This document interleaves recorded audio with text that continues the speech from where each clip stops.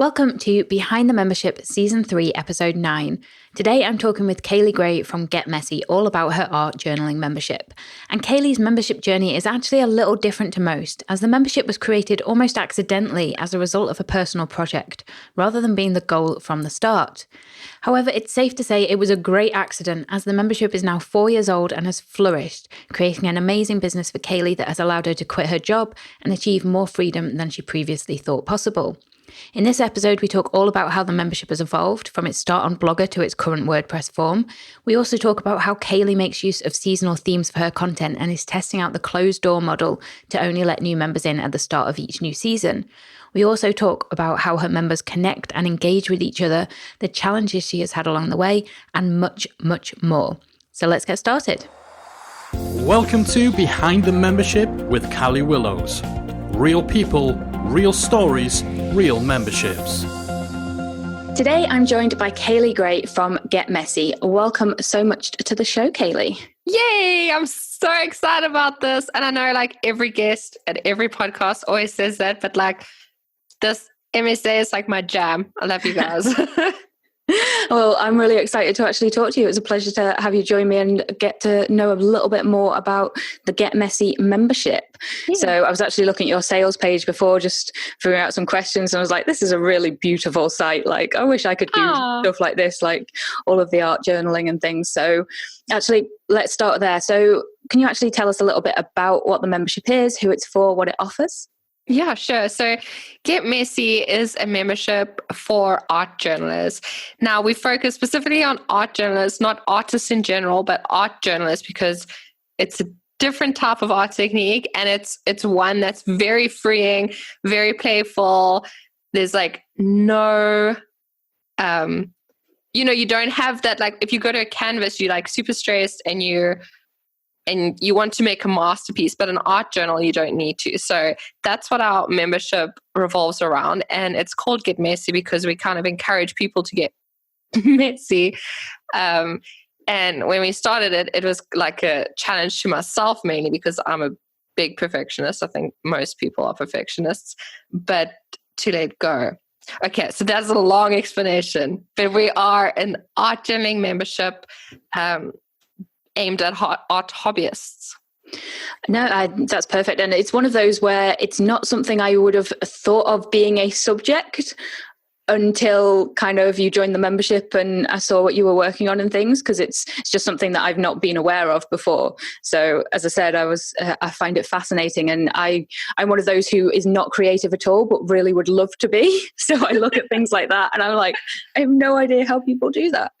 But yeah. Well, I feel like it's a lot less niche than your membership site. I guess it's just what you're aware of, I suppose, isn't it? But yeah. So how long ago did you actually launch the membership? So back in 2014, so Get Messy is kind of a love story. In 2014, my internet BFF and I were chatting online, and we were talking about how we wanted to be artists, right? And how ridiculous it was that we wanted this, but we weren't making any art. And that's kind of step one, how to be an artist is one, make art, right? And we're also talking about the fact that we had a bunch of creative classes that we had sitting with passwords and usernames, right? And we weren't making anything from it. We were just feeling good about it. So we decided to challenge each other to be accountable to making 3 pieces of art per week. And we chose our art journal as the medium for it. I mean, we could have done anything, but when you're making a journal, it's low pressure. And we had to post it onto our blogs. So that's how we started. We did that on our blogs, and we called it LNC Get Messy because, back in 2014, if you made a blog series, it needed to have a name. And that lasted exactly a week before someone asked if she could join the challenge. So Sabina joined us, and from there, it just more and more people asked to join the challenge. We had a rotating, a blog hop every single week. And what we would do is we would just link everyone that was part of it. And then became 50 members. And we're like, okay, we can't link 50 people every blog post. And then we decided to close it there. And that's when we turned it to a business. And we invited everyone to join Get Messy on a private site. And it was on a blogger site with a password. And we used eJunkie as our cart. Like, it's ridiculous, like looking back. And we charged, I think it was $50 for a lifetime access. And then we had a whole bunch of people join. Like, we thought it came maybe, 50 more. And we had 500 people join us. And then all from blogs. And then we decided we're going to start making tutorials on there. We're going to have art prompts and all that. And it became more formal over time. So 2014 was when the organic thing happened. And then 2015, we made it paid and people started committing. I love that kind of started off as a personal project and then kind of became an accidental membership that really took off. Like, that's an awesome story. Yeah, we were just hoping to make more art, after work or whatever. And then we eventually both quit our jobs and started doing this full time. It spiraled. Snowballed, not spiraled. Snowballed. But yeah, that's wonderful though. And obviously you tapped into something that other people were really wanting to do as well. And yeah, I love that that's just kind of worked that way for you. So you mentioned you'd given up your job. When were you able to do that? I did that in 2015. Okay, so it wasn't actually that long. Immediately. No, basically as soon as people started paying, I quit my job. Awesome. And so are you open all the time, or do you only launch at certain times of the year for new members? We used to have an open model, and then this year we decided we're going to open only once a season. So we run in seasons, and for a season we focus on one thing in art and we create around that theme. And this year we decided to only open the week before the season starts. And the reason we did that is just to make sure that we know who the new people are. We can nurture them a lot better and make sure that they get integrated and make sure that they make things in the first month that they're here, because that's what it's all about, is that accountability. And I think until you've found that on your own, you need a little bit of help. Yeah, and I love the idea of that seasonal theme approach. Has that always been the way that you've done it, or is that relatively new as well? Yeah, so we've always done that, and it's the best to do that. It's so nice, and I think it's nice with work as well. It's just to have one focus, and you can choose your level of commitment to that focus, right? So if our theme is currently we're in the season of starting, so you can either just focus on that, or you can dig a lot deeper, or you can decide this isn't for me at all. I'm going to take a break. It's worked out very well for us.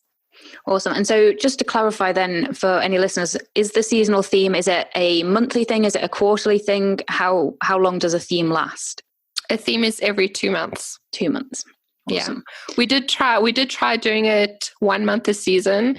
I think that helped us business wise as well, but it wasn't enough time to really dig into something. Yeah. And are you offering other services and products as well, or is the membership the full-time business? Yeah, so we did last year, or was it the year before?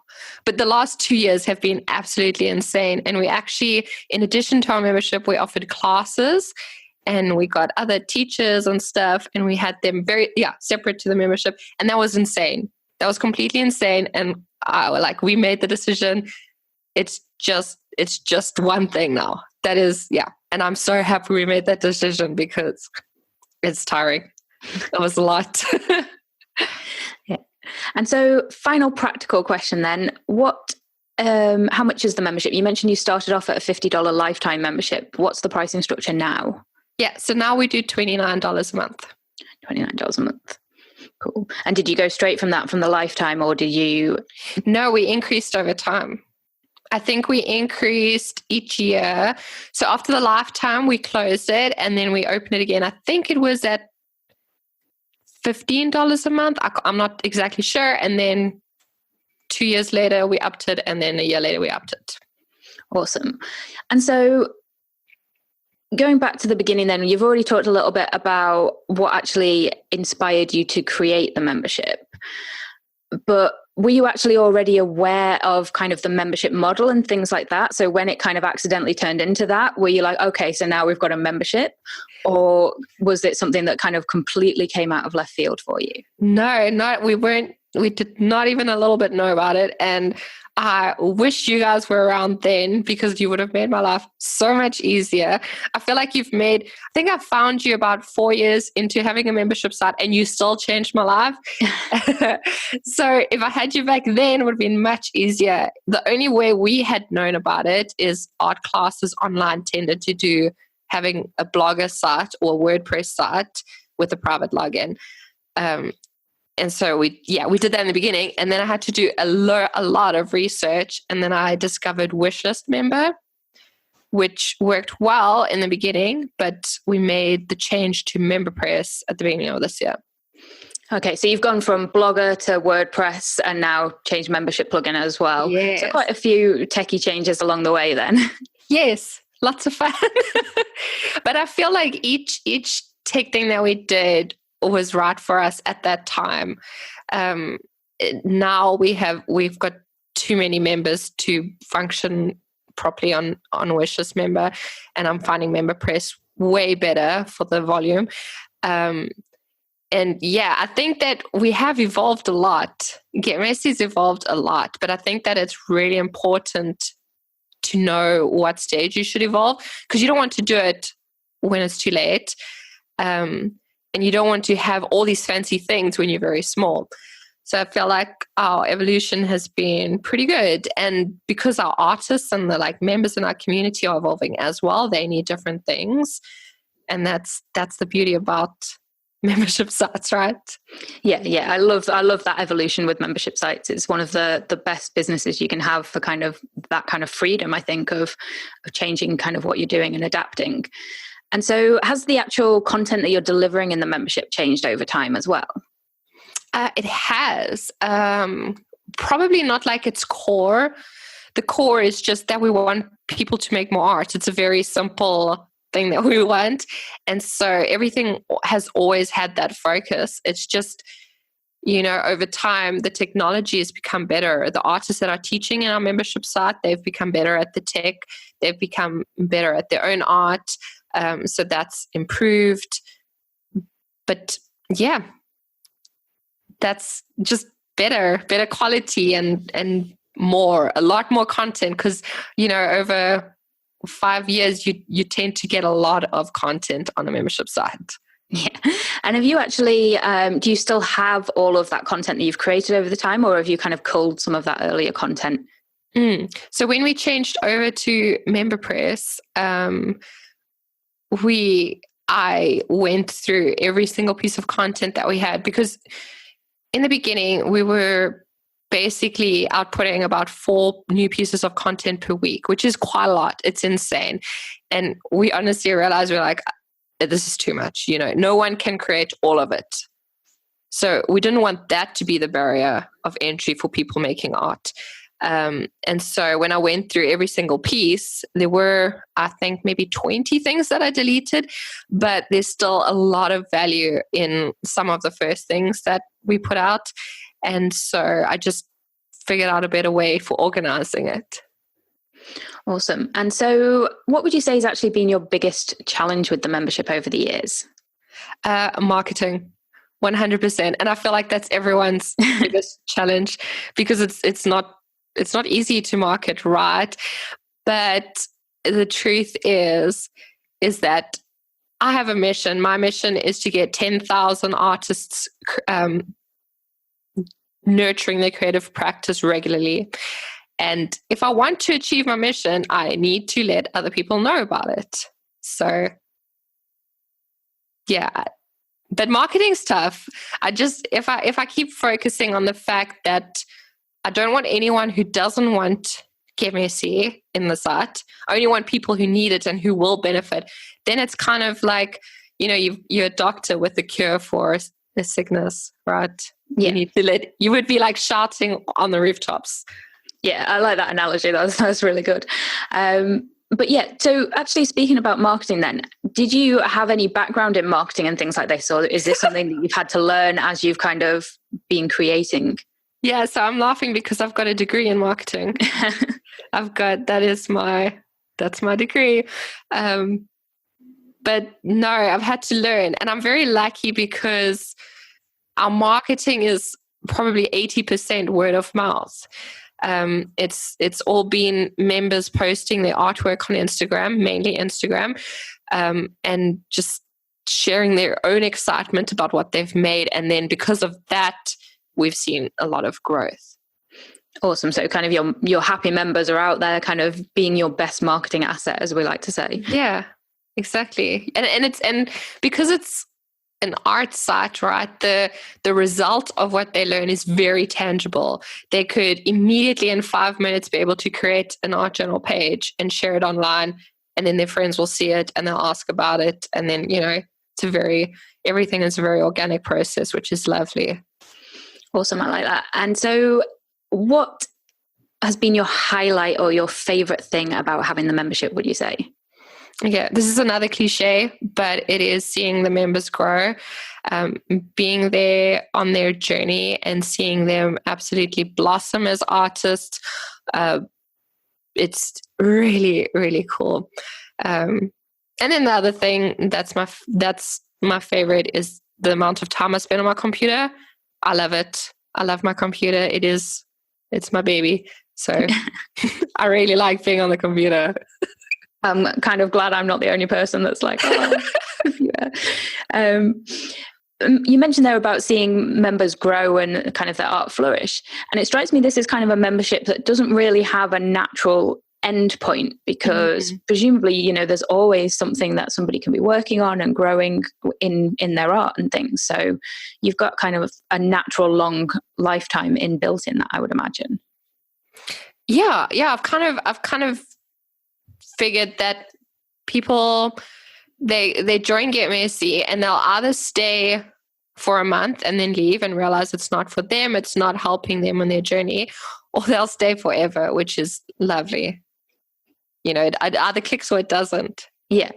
And it's kind of good that you have that you've got that natural filter where some people, they'll leave straight away, not for them, but then, that kind of those that jump in are kind of going to be there and a big part of the community. So while we're on the subject then, what are you actually doing to help that engagement and retention? How are you encouraging members to stick around long term? So we have a big focus on being action driven and we we try to reinforce the idea that you're only an artist if you're making art, going right back to the beginning. And so in everything that we do, we make sure that it's practical. So we're not just like, hey, look at this pretty piece of art. We are saying, okay, look at this art. Now you go and you do X, Y, Z, and we make it very actionable for them. The other thing that we do is we have strong accountability, and the friendships that have been made in Get Messy they're incredible. People have made in real life. People have gone on to pair up and start their own businesses.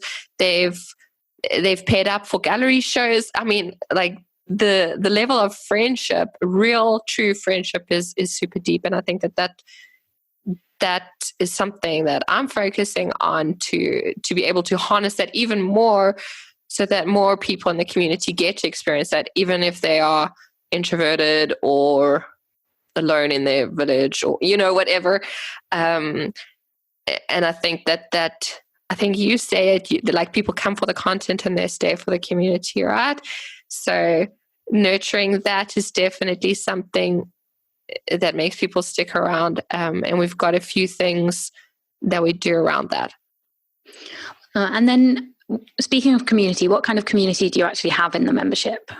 Like logistically, you mean? Yeah. Yeah. So we have the forums. And then another thing that we have is we have what we call an artist date hangout. And that's just a Zoom room that's open at all times. And people can join in whenever they want. They can ask a bunch of people to join in, and then they just have their computer open and everyone is making art and chatting. Oh, I love that. So that's just a kind of a permanent place where people, if they want to, can hop online and see if anyone else is there and just kind of work together and that kind of thing. That's exactly. Awesome. The other thing we're doing now with that, and I think that's where like the majority of friendships, like the deep friendships have been happening, is because they're meeting every single week, kind of like a way less meeting, or or AA. They're seeing these people every week and they're making art with them and chatting, and so they're not only talking about art now anymore, they're talking about other things, which is kind of magical. But we are focusing now, a new thing that we're doing starting this season is that the first week of every season we have a newbie hangout, because that is obviously tough for people who are new to just like join in when everyone knows each other, right? So this is only for new people, and I talk a bit more about Get Messy as well. And so I'm very excited about that, because then we'll get new people being able to experience that magic. Yeah, and kind of connect with other newcomers as well, who, as you say, aren't as well established yet. Mm. And so I know from discussions we've had in the academy that you've kind of gone back and forth a little bit on a Facebook group as well, haven't you?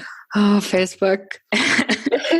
Facebook and I have a difficult relationship, because I have unarchived our Facebook group, and I've called it a pop-up Facebook group because I'm going to see, I'm not promising that it's going to be up there forever.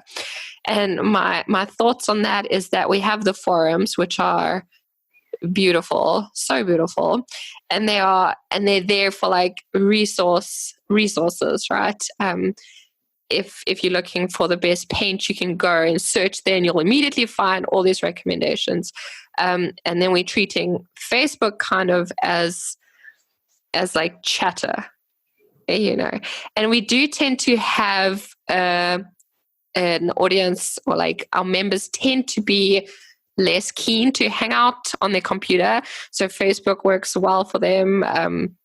They don't enjoy the forums on mobile. So yeah, they tend to like Facebook more. But yeah, I'm not a fan of Facebook, but I am a fan of connection. And so that's why we've got Facebook. Yeah, and I think for, I'm a fan of forums as well, but I think for kind of the more chit-chat element, then you definitely kind of can facilitate that a little bit more with a Facebook group, where people kind of just are more prone to those quick and easy kind of conversations than in a forum where you kind of feel like you have to be a little more in depth or things like that. So I'm interested to see how the pop-up goes for you, because I know you previously closed the Facebook group. So yeah, it'll be interesting to see. And so going back to marketing now then, how are you actually attracting new members? You mentioned word of mouth as being a big factor, and obviously now you're testing kind of closing the doors in the seasons as well. Is there anything else that's worked really well for you? We have a free class, and it's called How to Start Art Journaling, and that's just to get anyone that doesn't know what art journaling is to get a taste and to see if they like it, to see if they like the way we teach. And we recently improved the content on that. But other than that, we've got a newsletter, and we give free classes and stuff in our newsletter. And so when the doors are closed to the membership, do you have a specific wait list, or do you just focus on getting people to the main email list? Oh, you mean like a wait list? Oh no, we've just got the main mailing list. Awesome. I kind of know when you were talking about content before, and you've put out a lot of different content into the membership, but you've not created all of that content yourself, have you? You've also brought in guest experts to create that content. Is that right? Yes. So the best thing about Get Messy is that I'm not the best artist, but I am the very best, maybe not the best, but I'm very good at getting other artists to be their best selves.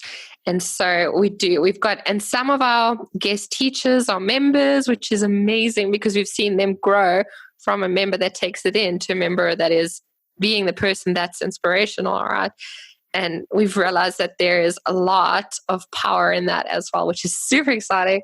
And yeah, I think that is something that I really love, is that we've got something crazy like 60 artists that have taught on the site, and they've taught in different ways. They've either taught a tutorial, or they've done a whole class, or they've done a live masterclass. They're all at those different, like the way that makes the most sense to them. Awesome. And so how far out do you actually plan your content in terms of getting guests in and creating your seasons and things like that? Yeah, so we plan a year in advance because I'm very routine driven and I like to know what's happening, and I don't like the idea of doing things on the day of.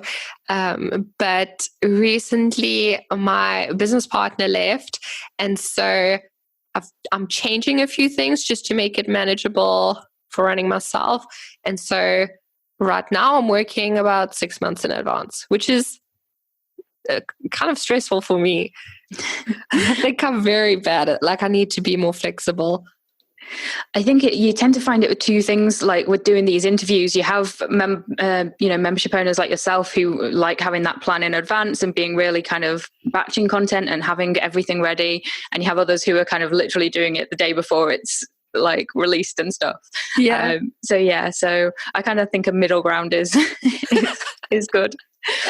But yeah, so shifting gears a little bit now, then let's talk about life as a membership site owner. So you've mentioned there about kind of planning and things like that, but where does the membership actually fit into your day? Do you have a particular routine? How many hours would you say you're spending on the membership? So the thing about being a person who encourages other people's artistic side is that you tend to neglect your own, right? And so I've been neglecting my creativity and my art practice a little bit. I haven't been making, I'm still making every day, but it's not as much as I would like to. So recently I made the change to focus on that and to start my day with that. So my day will usually be waking up, dropping my kid off at the day mother, taking the dog for a walk, and then getting back into my studio and making art for at least an hour.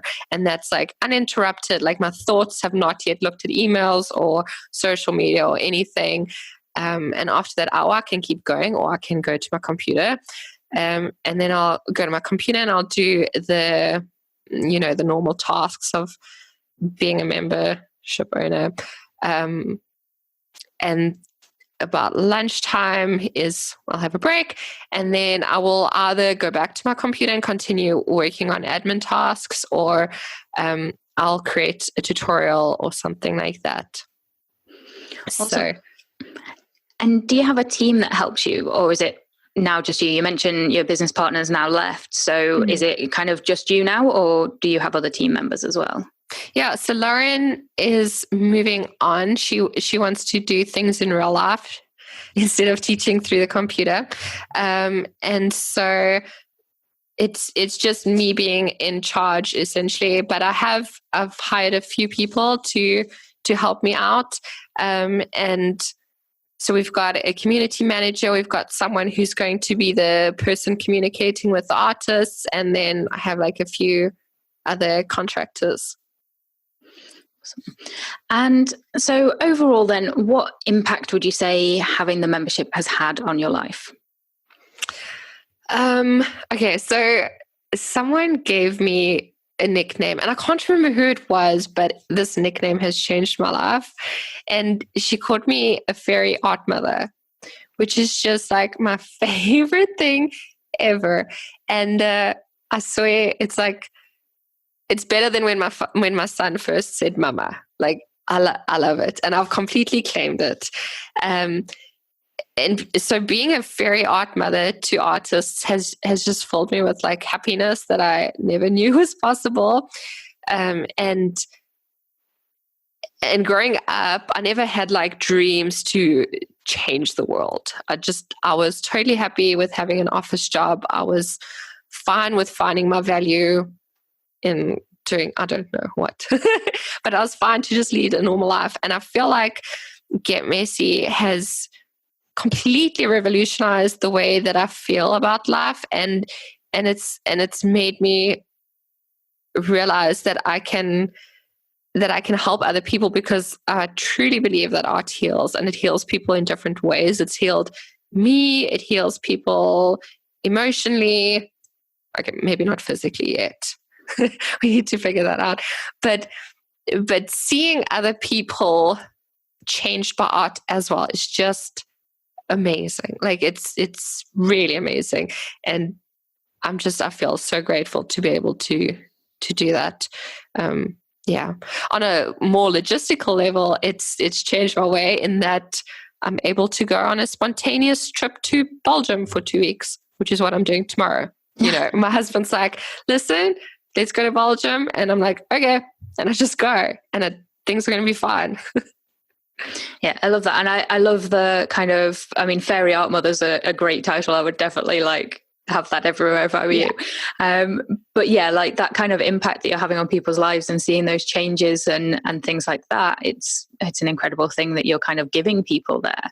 And yeah, that's pretty powerful. And I mean, I'm not tooting my own horn here. I mean, literally all I do is the logistics. All I do is like, I set up the technology for them to be able to empower themselves. I'm not doing anything, but just making it possible. You're providing the space. Yeah. Yeah. The space and the tools. And I'm just going boom with my magic wand. Yeah. And so is there anything you actually wish you'd known earlier or would do differently if you were starting again? Okay. So I think this is a sneaky question to ask because everyone will say, join Memberside Academy. It's not intentional, I swear. But. Yeah. I wish I could wave my magic wand and make you guys there in my beginning. But anyone who wants to start a membership site, should definitely join you. They get a complete roadmap of how to do it. There's no guessing games. There's nothing that they'll ever not know. And then other things to recommend, I think, is to make friends with other people in the industry. Really, really enjoy talking about the topic that you want to have like all the time. You can't, because if you don't like it even a little bit, you're going to get so sick of it and it's not going to be fun. And it needs to be fun because if you're choosing this, right, then choose something fun. I think there was advice that I received somewhere, and that was that instead of looking at all the perks, right, like the perks of having a membership site is your time is your own, you know, like you impacting people directly, you get to see the impact, etc. You're making money, obviously. But so you don't look at the good parts of it, you look at the bad parts and you think, am I willing to take on those bad parts? So, you know, a membership site, I don't know, you have to be creative on demand, right? That could be a downside. And if you think about the worst possible scenario and you're still happy with that, then that's a very good sign that this is meant to be and you should hustle towards it. Yeah, I actually think that's a really good point because, yeah, so much of what you see initially about memberships is, you know, you can get your time, you can make more money, you know, you can do all of these things. But as you said, the good sides are great, but there are challenges as well. There are things that you're going to have to show up and do every day. And if you don't want to do that, or you don't love doing it, or you don't even love the topic in a long-term basis, then yeah, it's not going to work for you. So yeah, I think that's a great way of looking at it in terms of, can you handle the kind of the challenges essentially of what a membership entails. Oh, I have another tip. You don't have to be the best in order. I mean, you should obviously have some knowledge, but to have a membership site, like I said, I'm not the best, but I get other people who are the best and I bring them together, and there's power in that too. Yeah, definitely. And I think, you know, again, I love your origin story, how this all just started with kind of your personal project and obviously tapped into something that a lot of people were wanting to do. And yeah, I think you may have accidentally started the membership, but it's clearly been, you know, a really important thing for a lot of people, as well as obviously the effect it's had on your own life as well. Mm-hmm. Yeah, I'm very, very lucky and happy with the beginnings, the origin story. So on that note then, I'd love to know what's next for you. What are your goals and where would you like the membership to be in the next 12, 24 months? 24 months. So my 5-year plan, I'll tell you about that, is to empower 10,000 artists into a regular creative practice. It's that. And through that, I want $1 million company. Million euro, because it was an American company, it's now a German company. So million euro company. Awesome. And so the 10,000 artists, is that purely with the membership, or would you look at bringing in, I know you mentioned before that you've tried doing other stuff and now it's just the membership. Would you want that 10,000 to be purely in the membership, or would you branch out into other things in the future as well? That would be in the membership. I think that the membership is the key to that. Awesome. I'm really looking forward to kind of watching you with that mission, because I think that, that's a great mission, and you're doing great stuff, I think. Yeah. I mean, I've put it out into the universe. Now I'm just waiting for it to happen. Yeah, I've got no doubt that you'll get there. I totally believe that you can do that. So if somebody wants to actually check out your site or connect with you, then where's the best place for them to do that? Yeah, you can see it on the internet, getmessyart.com, or we're on Instagram under Get Messy Art Journal. Yeah, you can spend a lot of time on that Instagram feed. They are. That's like also one of my favorite parts about Get Messy is we started with the hashtag, right? And now there are 50,000 individual pieces of art under the hashtag, which just means that 50,000 times people have been moved to art, which is awesome for me. I mean, that's incredible. Like being able to see that kind of statistic even. Yeah, that's ridiculous. And I think actually it's a nice topic that you have, because it is a topic where you probably see the results of what your members are creating and doing a lot more than with certain other memberships. Like there's that kind of inherent wanting to share what's being created and things. So I think that's a really awesome part of what you do, that you do get to see the results so much, I think. It's brilliant because I'm very impatient. Awesome. Well, thank you so much for joining me today, Caylee. It's been a pleasure talking with you, and I'm really looking forward to watching you with that mission, and no doubt you're going to achieve that. Yeah, thanks, Kelly. That's all, folks. A big thank you to Caylee for joining me and sharing her journey. And as always, a big thank you to you for listening too. If you want to check out what Caylee is doing, then be sure to head on over to getmessyart.com or head over to themembershipguys.com/BTM31 to find all Caylee's links, the show notes and episode transcript. I'd also love to hear your top takeaway from the episode, so let me know over in our free membership mastermind Facebook group at talkmemberships.com or tweet me at membershipguys. I particularly love how Caylee started her membership and the way it's evolved over the years, and her mission to now help 10,000 artists to create art every day. It's truly a wonderful example of how powerful a membership can be. But that's it from me for this week. Next week is our final episode for the season, so be sure to tune in. If you've enjoyed today's episode of Behind the Membership, we invite you to check out the membersiteacademy.com. The Member Site Academy is the essential resource for anyone at any stage of starting, growing, and running a membership website. So whether you're still figuring out what your idea is going to be, or whether your website is already up and running and you're just looking for ways to grow it and attract new members, then the Member Site Academy can help you to get to the next level.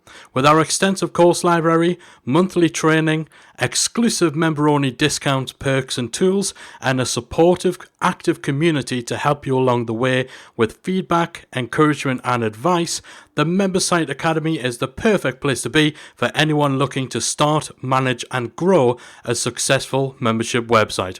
So check it out at membersiteacademy.com.